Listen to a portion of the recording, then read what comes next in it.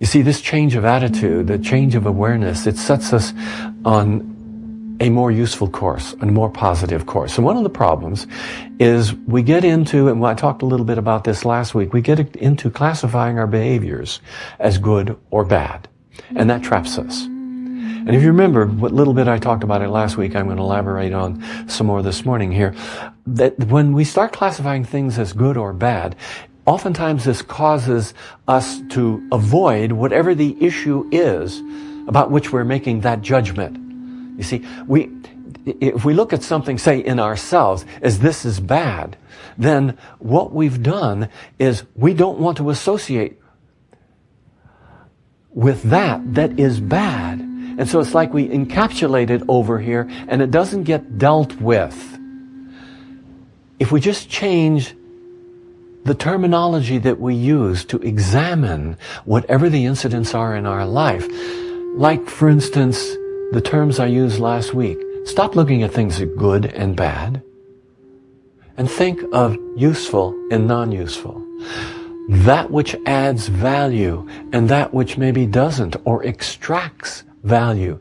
Do you see the difference there? Because to think in terms of useful or non-useful does not have a moral connotation associated with it, where bad or good does. You are morally okay. You are not morally okay. That creates such a separation. But this is useful and this is not useful. Now this allows us to look at what's going on. And you know, what you do, what you observe may be faulty. Maybe all kinds of mistakes that are involved in this. But there's the realization also that I, as a person, am okay. So I made a mistake. So what? And as you begin to understand this, you can extend that same kind of consideration to other people. And it becomes so much easier to be able to evaluate situations clearly and look at the positive and the negative of it from a standpoint of not good or bad, but what is useful and what is not useful. What adds value? What doesn't add value?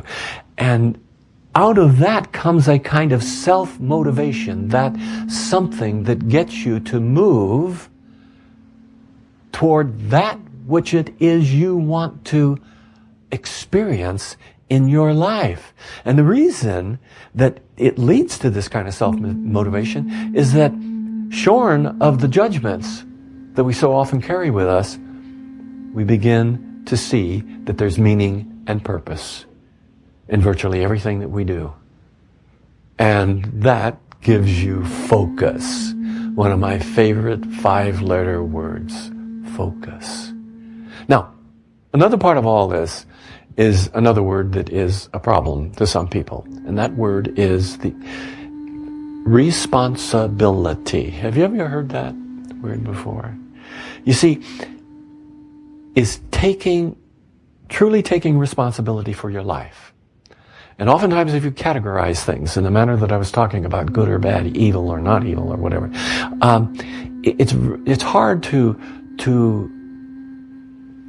move in to the kind of responsibility that you need, where you own it, Then you can deal with it. But a lot of times that allows you to just separate yourself from it. You create avoidance mechanisms. But in this taking of responsibility, first of all, you have the right and the responsibility to choose what you want to do with your life. You have the right and the responsibility to choose what you want to do with your life. God gave you free will.